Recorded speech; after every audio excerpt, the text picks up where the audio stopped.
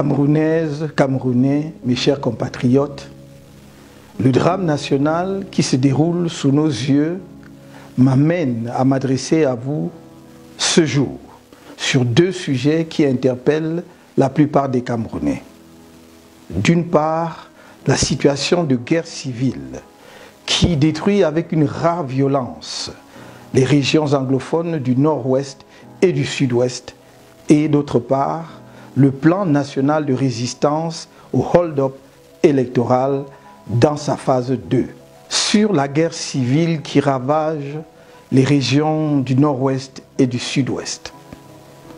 Les populations de ces deux régions sont confrontées depuis quelque temps à une escalade des atrocités de toutes sortes. Arrestations arbitraires, exécutions sommaires, jugements extrajudiciaires, destruction des biens, etc. Cela dans l'indifférence totale du pouvoir en place. Certaines statistiques font état de plusieurs centaines de morts dans les deux régions, comprenant des militaires, des séparatistes et des civils, et de plusieurs centaines de milliers de populations déplacées. Le pouvoir de Yaoundé a privilégié, depuis le début de ce conflit, le recours aux armes, qui ne contribuent qu'à exacerber la situation. En raison des défaillances de son leadership et de sa gouvernance, il devient chaque jour plus clair que ce pouvoir a perdu toute crédibilité, pouvant lui permettre d'apporter l'apaisement nécessaire et de résoudre ce problème de manière satisfaisante pour tous les protagonistes du conflit. Or, si rien n'est fait rapidement, il est à craindre que l'escalade observée ne débouche sur une guerre totale. Lors de la campagne électorale, j'avais pris l'engagement qu'une fois élu, le problème de nos compatriotes du nord-ouest et du sud-ouest sera l'une de mes priorités. Aussi, fort de la confiance que vous m'avez accordée, et face à l'escalade des souffrances dans les deux régions anglophones du nord-ouest et du sud-ouest, qui fait de la résolution de ce problème une urgence absolue, j'interpelle les différentes parties prenantes à travers les propositions ci-après, qui visent à apporter des solutions concrètes aux griefs de nos compatriotes des deux régions directement concernées, dans le respect de l'unité de notre nation. Ainsi que je l'ai indiqué dans mes différentes déclarations antérieures, ma démarche pour la résolution de cette crise est sous-tendue par la condition préalable que les sécessionnistes s'engagent à renoncer à la partition du pays et à la recherche d'une telle partition. Considérant que cette condition préalable sera acceptée de tous, je propose les actions suivantes à toutes les parties prenantes. Au plan militaire, j'appelle à un cessez-le-feu immédiat et à la mise en place d'un processus de désarmement, démobilisation et réinsertion des combattants insurgés. Je demande une amnistie générale au bénéfice de toutes les personnes impliquées dans ce conflit, assortie d'une libération des personnes détenues dans ce cadre. Au plan humanitaire, j'adresse un message de profonde compassion aux familles des personnes décédées dans le cadre de ce conflit fratricide, notamment parmi les forces de défense nationale et les populations civiles. Mes prières accompagnent également les victimes blessées et leurs familles. Face aux atrocités subies par les populations des régions concernées, des mesures urgentes s'imposent.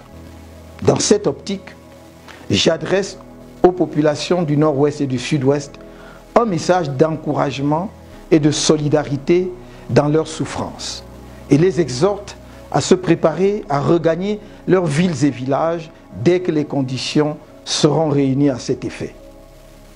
Je voudrais vous assurer que des initiatives sont prises dès à présent en direction de la communauté internationale pour arrêter le conflit et les atrocités qu'il entraîne. Des mesures seront prises pour la compensation des pertes des biens liés à ce conflit, y compris la reconstruction des maisons détruites et l'allocation aux victimes des pertes de dotations financières pour leur permettre de démarrer leurs activités. Je demande que des dispositions soient prises dès à présent pour aller chercher nos compatriotes réfugiés au Nigeria du fait de ce conflit, d'une part, et pour ramener les populations qui ont trouvé refuge dans les forêts, d'autre part. J'en appelle à la solidarité et à l'indignation de mes compatriotes francophones par rapport au sort de leurs frères et sœurs des régions du Nord-Ouest et du Sud-Ouest. Je voudrais souligner à leur intention que ce qui se passe dans cette partie de notre pays nous concerne tous directement. Ne cédez point aux sirènes de la division. Le socle de notre combat politique est l'édification d'une république fraternelle et solidaire dans le cadre d'un Cameroun uni. C'est pourquoi la mort ou la souffrance d'un compatriote, quel que soit son lieu de résidence ou d'origine, doit nous concerner comme s'il s'agissait de nous-mêmes. Ne nous laissons pas aller à l'indifférence ambiante, dont on ne se réveille souvent que lorsqu'on est devenu soi-même victime de l'inacceptable. Dans cette optique, je crois qu'il est plus que temps de prendre des initiatives concrètes de solidarité avec nos frères et sœurs anglophones. Aussi, je demande aux populations des régions francophones du pays de mettre en œuvre avec engagement et détermination les mesures suivantes. A. Pour le reste du mois de novembre et jusqu'à la fin du mois de décembre 2018, d'observer une demi-journée sans activité.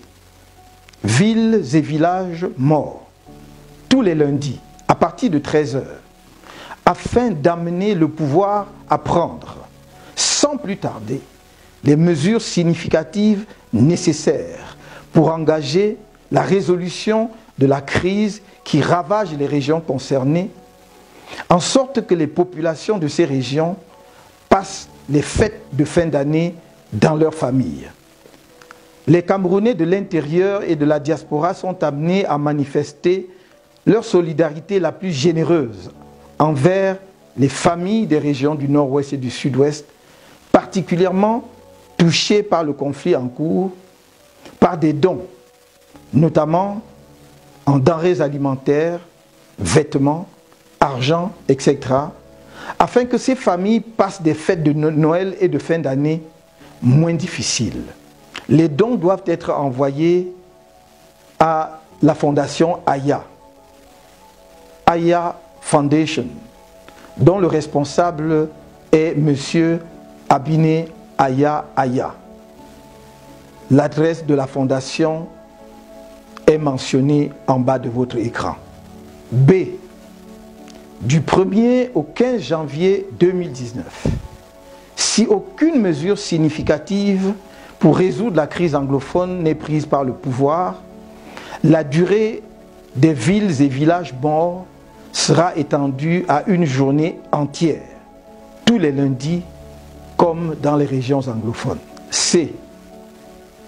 À partir du 16 janvier 2019, si le pouvoir persiste dans l'option militaire et le refus de toute initiative politique pour régler la crise dans les régions anglophones du pays, j'appellerai les Camerounais de toutes les régions et jusque dans les moindres villages à de gigantesques marches pacifiques tous les samedis.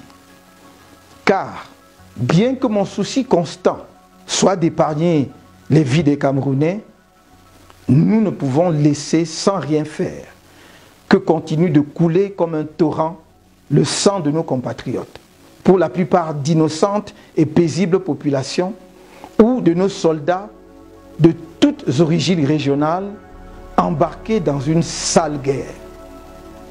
Que le régime nous tue tous, s'il le veut. Mais nous ne nous bornerons plus à des propositions dont il se moque complètement. Nous allons agir jusqu'à ce qu'une solution politique adéquate soit apportée à cette crise. C. Au pouvoir, je demande d'arrêter le recours aux armes, car il ne peut constituer une solution à un problème politique.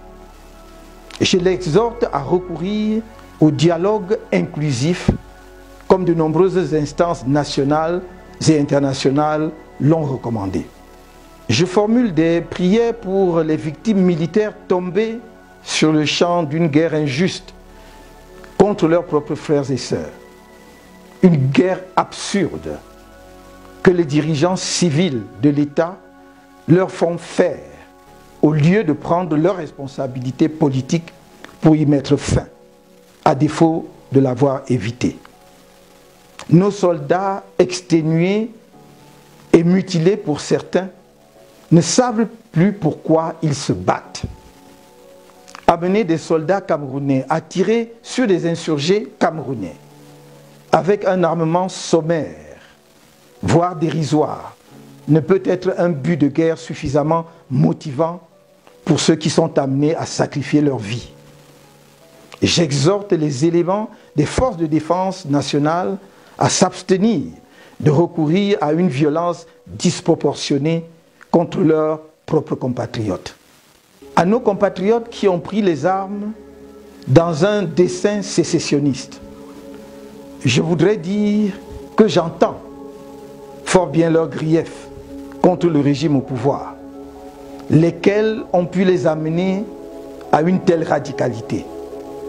Il s'agit notamment de l'absence d'une autonomie effective, permettant en l'occurrence aux régions anglophones du pays de s'occuper de leurs propres affaires, la non prise en compte de la spécificité culturelle née du particularisme historique des populations anglophones et de manière plus générale les injustices, la discrimination et les inégalités entre citoyens, le défaut d'un développement équilibré de toutes les régions et la promotion d'un État hyper centralisé où une poignée de personnes s'enrichit au détriment du plus grand nombre.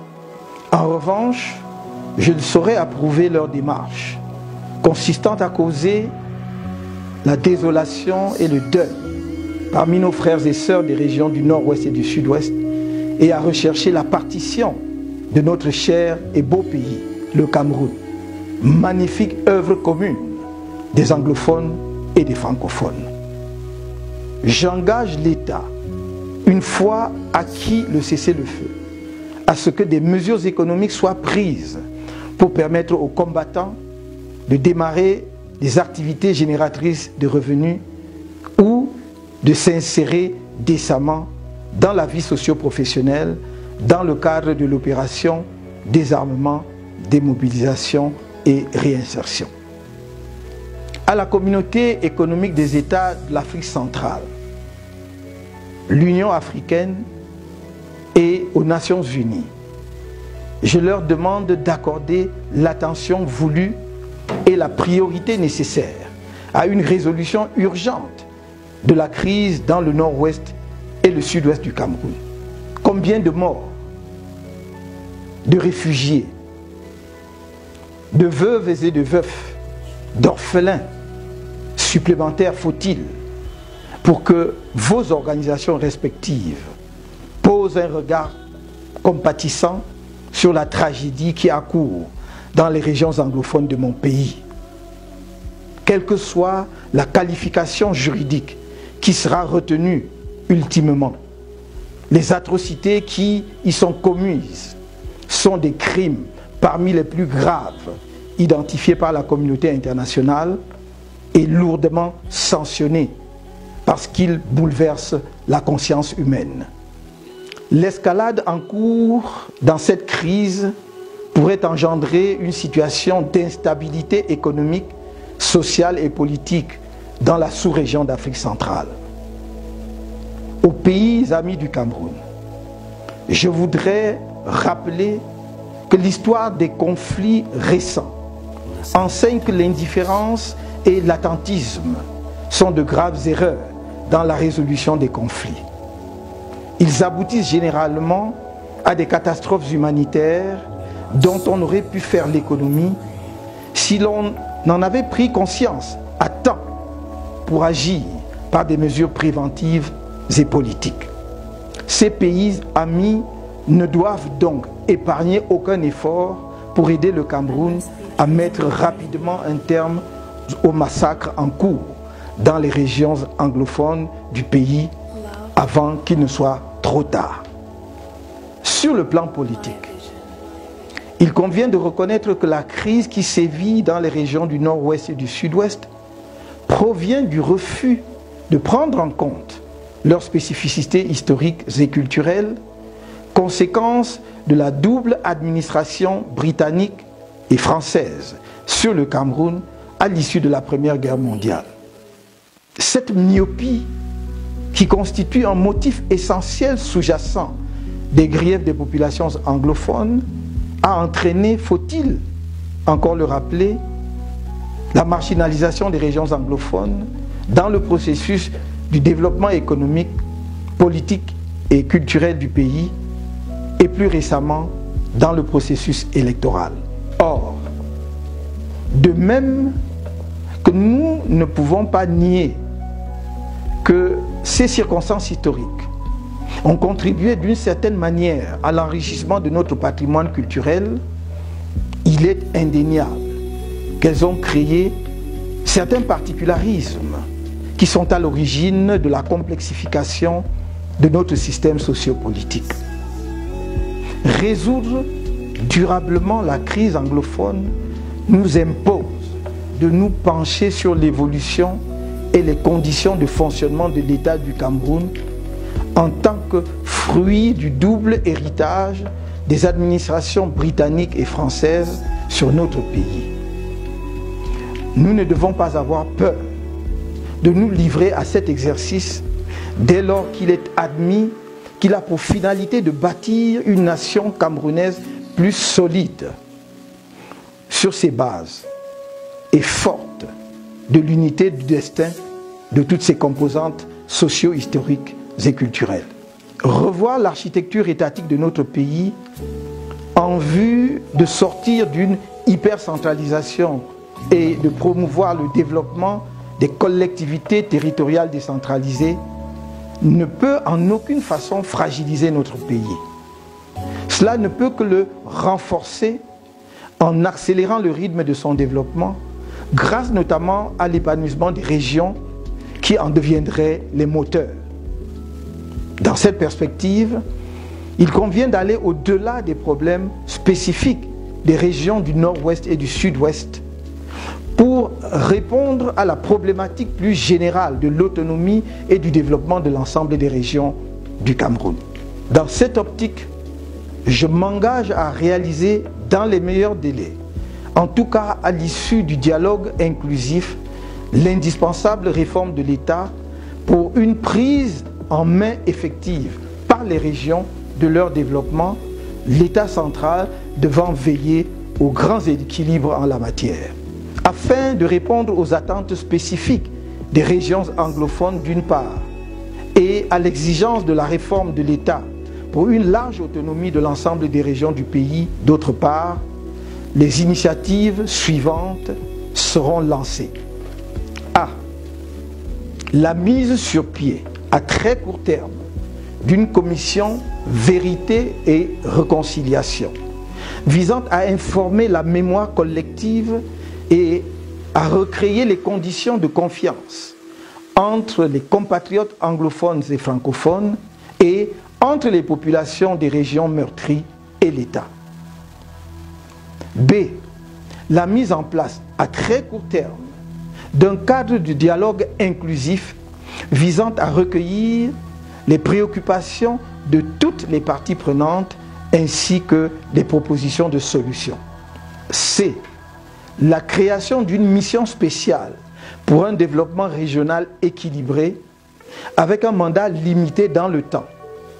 Cette mission spéciale, multidisciplinaire, devra procéder à l'inventaire et à l'analyse des expériences des différents pays qui ont été confrontés à une situation similaire à celle du Cameroun, proposer une évaluation comparative des solutions en termes d'avantages et d'inconvénients, ce processus devant permettre à notre pays d'adopter les meilleures pratiques en la matière de manière à éviter les écueils que d'autres pays ont pu expérimenter avant le nôtre. D. L'octroi de compétences spéciales aux régions du Nord-Ouest et du Sud-Ouest pour une prise en compte effective et efficiente de leurs particularités dans des domaines convenus. Sur la phase 2 du programme de résistance nationale au hold-up électoral, il y a quelques jours, de retour du siège de l'Union africaine à Addis Abeba, je me suis arrêté à Douala pour rendre visite aux résistants cassés par la machine sécuritaire du régime lors des marches pacifiques du 27 octobre, visiter le siège régional du MRC qui avait été endommagé par les forces de maintien de l'ordre le même jour et exhorter les populations de Douala à se mobiliser massivement le 4 décembre pour soutenir les résistants qui sont traduits en justice pour avoir dit pacifiquement non au hold-up. Après le bref message que j'ai délivré à cette occasion, certains ont annoncé bruyamment la fin de la résistance nationale et la reconnaissance par moi de la victoire du président sortant fabriquée par le Conseil constitutionnel. Laissez-les à leurs illusions. Leurs tentatives de déstabilisation de la résistance nationale sont peine perdue. Je vous ai dit à Yaoundé, le 6 novembre dernier, que la résistance nationale ne faisait que commencer. Je vous ai dit à Douala, le 19 novembre, de rester mobilisés, car la résistance continue. Je vous le redis aujourd'hui, la résistance au hold-up électoral se poursuit. Elle s'enrichit dans ses formes d'expression. La diaspora camerounaise en est aujourd'hui un des porte-flambeaux et l'action internationale s'approfondit. Je vous ai dit que je ne souhaite perdre aucun parmi vous. Je vous le réitère aujourd'hui, car organiser une manifestation pacifique non au hold-up requiert méthode et préparation. Et parce que je ne veux perdre aucun d'entre vous, je vous exhorte de nouveau, au plan interne camerounais, à ne rien organiser qui ne soit autorisé par le plan national de résistance ou par la coalition, qui se fait un devoir de veiller à ce que les résistants au hold-up électoral n'y laissent pas leur vie. À chaque phase de la résistance, la coalition arrêtera les mesures à mettre en œuvre après évaluation de la situation. Gardez à l'esprit que le but ultime du plan national de résistance est la restauration de la vérité des urnes au soir du 7 octobre. Cette vérité qui fait de moi le président élu de la République du Cameroun. À ce titre, toutes nos actions ont jusqu'à présent concouru à ce but et continueront d'y concourir. La résistance ne s'arrête pas. Au contraire, elle se densifie et gagne en puissance, car ses rangs ne cessent de grossir et son organisation s'affine chaque jour davantage. La phase 1 était celle du démarrage, permettant aux Camerounais de réapprendre à faire preuve d'altruisme en s'intéressant les uns aux autres. à s'engager de nouveau bénévolement pour la patrie et à faire foule dans la sauvegarde de celle-ci. Le plan national de résistance est le foyer dans lequel le patriotisme camerounais peut trouver un nouvel élan. Il est le cadre de la lutte contre l'oppression et le tribalisme. Il se fonde sur une démarche pacifique et le respect de la Constitution nationale, car la résistance nationale n'est pas l'insurrection nationale. Les graves violations constitutionnelles déjà présentes pendant le processus de l'élection présidentielle d'octobre et réitérées durant le contentieux électoral ont franchi un nouveau palier avec les répressions sauvages des manifestations pacifiques non au hold-up. Le non-respect des libertés et droits constitutionnels des citoyens camerounais engagés dans la résistance en est une preuve, puisque les manifestations publiques, qui plus est, pacifiques comme les nôtres, sont garanties par la Constitution camerounaise. Une autre preuve est le recours systématique à la torture et l'usage d'autres formes de violence telles que les sévices corporels par les forces de maintien de l'ordre sur des manifestants pacifiques. Du reste, au regard de la Constitution camerounaise, comment comprendre autrement que comme une manifestation de l'arbitraire du pouvoir les poursuites pénales engagées contre certains résistants pacifiques en ce moment? Sachez que, sans surprise, la deuxième phase du plan national de résistance montrera que ces violations constitutionnelles se prolongent par des violations des lois ordinaires, par le régime sortant et, de fait, sorti par les urnes. Imprégnez-vous donc de la phase 2 de notre plan national de résistance. Suivez attentivement ce plan dans ces deux nouveaux points qui enrichissent ceux de la phase 1, en sachant que nos actions visent des objectifs stratégiques précis. Faites-nous confiance, à moi-même et à la coalition. Je vous le redis, je ne vous abandonnerai pas, je ne vous trahirai pas, car je sais, plus que quiconque, qu'ensemble c'est possible. Alors, c'est ensemble que nous continuerons de dire non au hold-up électoral. Vive le Cameroun!